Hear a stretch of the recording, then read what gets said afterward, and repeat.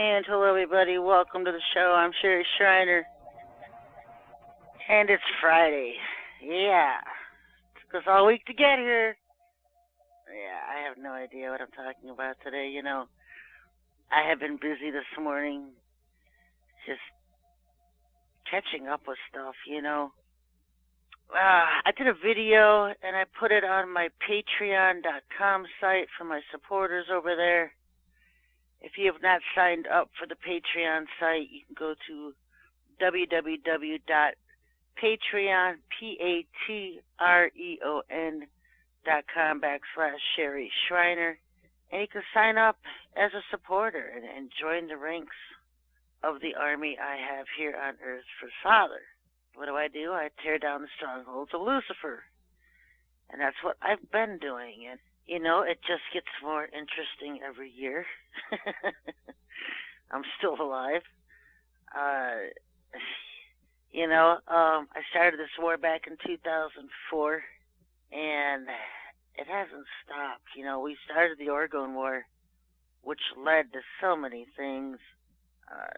Assassinations, the hate attacks, the blacklisting, you name it, I've had to put up with it, and I just, keep going. I keep going for the Father, because it means I'm effective. You know, if they're coming after an old lady in Southern Ohio, I must be effective, you know, and so that's why I do it, folks, because we are effective. And so those who want to join the ranks and become supporters, you made a new avenue at patreon.com. I've been there probably for the past couple of months getting my feet used to the place. You know, it takes me a while to break into this new technology stuff. I like things the way they are, and then changes come, and you have to get used to them. And then after a while, you like it. So that's pretty much the cycle. I know it took me 5 years after I got a cell phone to finally learn how to text, and now that's all I'll do. I don't even like talking on the phone. I just text. I don't like being tied to something. It's very annoying to be tied to one thing because I'm multitasking constantly. And so, that's what you have to do when you're running a war and a family at the same time. So, I was looking over the week's news, and still the same with the disclosures and all the perverts out there, and many more will come. It just amazes me how people from people's past childhoods are now being pulled out of the corners. It's actually just a way out. And that's what really angers me, is because instead of calling a rat and putting a rat in the jail cell where they belong, they're giving them out. They're saying, okay, we're not going to put you up on pedophilia and murder charges. We're just going to bring in some women and file these accusations of sexual harassment against you, and you bite it and go down. And so these men bite it and go down. And that's their out. This is justice from the New World Order crowd that's coming in to take power of the new regime. This is their idea of justice. In other words, just us, because they don't care about humans, and they're not gonna really do anything to the criminals and murderers on Earth, because they're just like them. You know, they're no different. They've been criminalizing and murdering humans on this planet for 6,000 years, demanding it of their own little children, their serpent seed lines, and those who take the oath to serve Lucifer.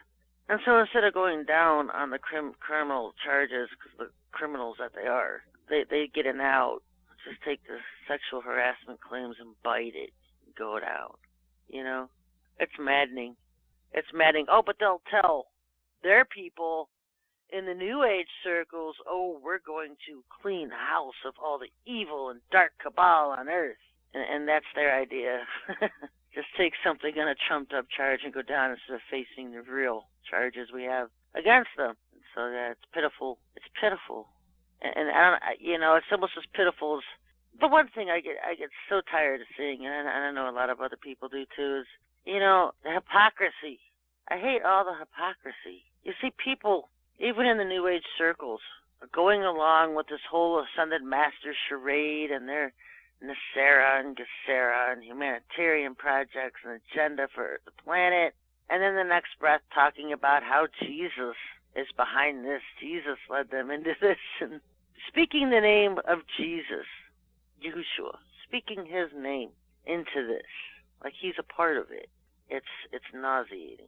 And then on the other hand, you have all these Christians online, and you know, they love the Lord, but out of every other word out of their mouth is profanity.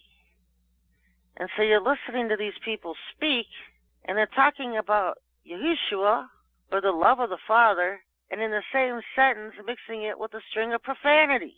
I just can't stand it. I just can't stand it. And so I'll stay in my own little corner over here. I'll buy my lonesome and just leave my own people, hopefully with some integrity and character and honor, the way I've tried to live my entire life, with some morals and ethics. You know, time's winding down, and everybody gets tired of hearing this, because it's winding down every year, right? But yeah, we never know. We never know that we know anything until it actually happens. Today is December 15th, and things happen the way I tell you they happen. It's just not always the way we expect it. Like, things will get canceled, and I can't control that. I can't control that. When the Father had me preparing you guys for a pole flip in August, September, October, and then moved the sun 10 degrees, I can't control that. He changed his mind. And I can't control that, folks. All I can do is lead you and tell you the things that he tells me to say. You know, I told you it would be quiet in November, and it was. And I told you it would be quiet in the first couple of weeks in December, and it has. And so now it can get interesting, or it just stays quiet. It's going to do one or the other. And as typical, we have no control of that, and nobody on this planet does but them, the controllers. They have to be the ones to decide they're going to push the button, so to speak. And so we all await. We all await to see if they're going to make a move in the next couple of weeks. Now, their hot time is the 18th through the 27th. If they don't make some kind of major move to prepare the Earth for their arrival between the 18th and 27th, and I'm not even talking about the event itself.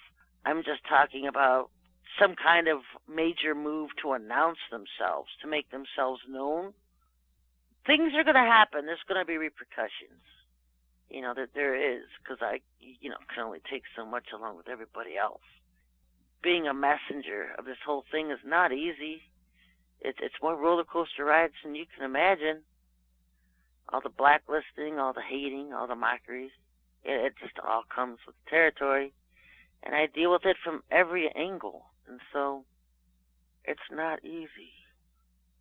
And so they have until the end of the month to make some kind of major move. Some kind of major move on their little chessboard. And if they don't, there will be huge repercussions in the background. In the background. The people of the world won't even notice. But those in the background will. Because there's two different worlds going on. There's the one you see, the one you live in, deal with every day. And there's one in the background, always working, always swirling around the clock, always there, controlling everything in the real world. They're the controllers. And they're not human, folks.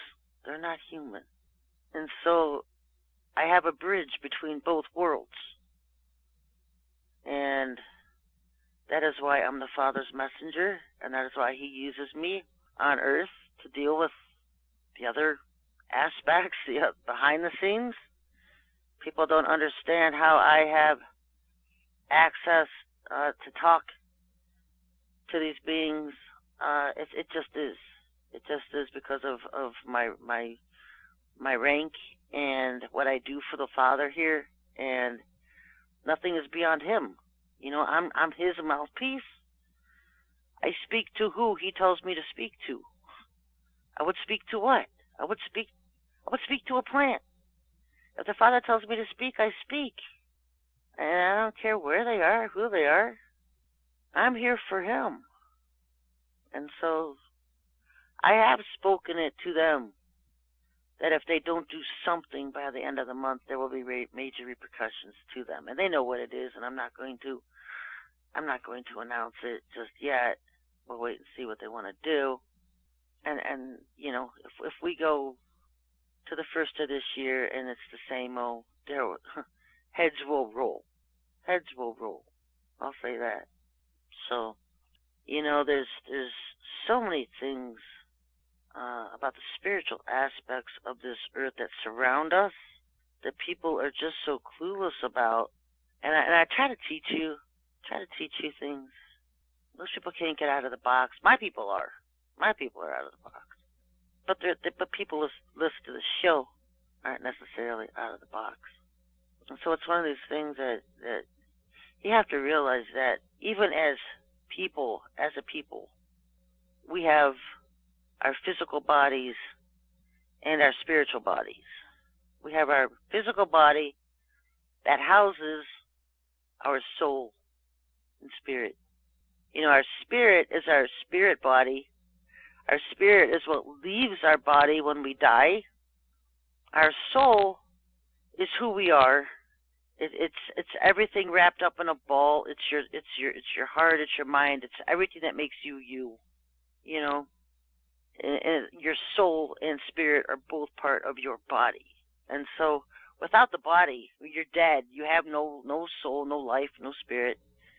You know, people think of your soul as everything about you that makes you you, your personality, your thoughts, your emotions. It's like your brain and heart just rolled up into a ball, and that becomes your soul. And your spirit body is a mimicry of your physical body, but there's no limitations to it. It's much more fun to be in the spirit body than a physical body. You don't always know when you're in a spirit body. I mean, seriously, you just assume you're in your physical body. Sometimes you just don't know. Oh, I didn't even know. You know, it's kind of one of those things.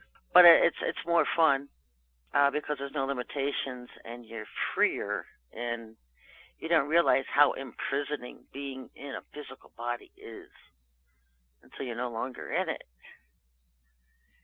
You know, when you look at a dead person, it's one of the more just... I can look at a dead person and stand it for about 5 seconds because it's just a carcass. They're gone. That person is gone. It's just a carcass. It's all a body is. It's a carcass. Once your soul and spirit leave your body, that's it. I have no idea why I'm teaching you this. I have no idea. I guess, you know, there's so many things coming down the pike that people need to prepare for, because the people we're dealing with, and then I say they're not human because they're not, but they're also not like us. They're not like us. And I see their influence in our world every day, and it makes me so angry now, especially as a parent. Because, you know, aliens and off-world beings, I guess you could call them, have been breeding with mankind for thousands of years. It never stopped after Noah. The only thing that stopped was the giantism defects and some of that aspects. Everything else just kind of went underground. And now what we're dealing with is that there's so many among us that are crossbreeds. They're hybrids between alien and humans. And they look just like us. They act like us. They go to school with us. They go to church with us. They think like us. The difference being they're not exactly like a pure human DNA. They don't have the pure human DNA. And one of the biggest changes and aspects is they're so much smarter. They're very, very smart. Their IQs start at like 120, 119. We used to think Einstein was just the smartest man on the planet. Einstein's nothing compared to these guys. You know, you have rock stars. Kesha had a IQ of about 140. She's probably yelling, "What's 150?" Rock stars, pop stars, celebrities, all these hybrid kids, they have very, very, very high IQs. And so how does that affect us? Well, folks, our kids are going to schools with these hybrids. And so human kids are at a very distinct disadvantage because they're not as smart. Their IQ doesn't go as high. They only go as high as your DNA. And when I was in school, the average IQ was what, an A plus. An A was like, a 98, 99, 100, and put that as points as an IQ. But 100 IQ was good. 100 IQ would get you scholarships in college. That would be a straight A student. Well, now these human kids that struggle just to get to 98, 99, 100 are going to school with kids that are 120, 30, 40, 50, 60. And so they're trying to find a balance in our educational system that meets halfway to where these smart kids are blowing up the GPA scales and to where the human kids can somehow compete, keep up. And so the work is getting really hard, in other words. High school work is very hard compared to when I went. And they have to find some kind of balance because these kids are coming in, these crossbreeds are very, very smart compared to just the normal human kids who aren't as high as IQ'd, aren't as smart. It's getting very difficult to live in a society where there's distinct advantages against those who aren't human, fully human, full human DNA. You wonder why you can't get jobs. You go to school and you end up with 2 jobs and $100,000 school loan bill, $200,000. You can't get a job to pay your school loans because you didn't go you weren't in a sorority or a fraternity or an Eastern Star or a Mason because they save those jobs for their own. Yeah, they know when they look at you at interviews. They know. They know if you're one of them or not. Doesn't matter what you say. They can look at you and know. That's why the government has their own hiring. Did you ever try to get a government job just scratch, like walk in, put in hand a resume? It doesn't really happen that way. They have their own hiring employment agencies because they know where the hybrid kids are. Humans are just at a distinct disadvantage every way you look at it now. You can't get the high-paying jobs. You're wasting your time on expensive educations for jobs you're never going to get. Kind of seeing a little justice out in California, though, because remember I said they'd always go after their own first? And we're watching all these rich areas. Santa Barbara is probably one of the richest zip codes in the world, let alone Beverly Hills. Santa Barbara is outrageously affluent, And so what do you see out there burning down? All those affluent homes.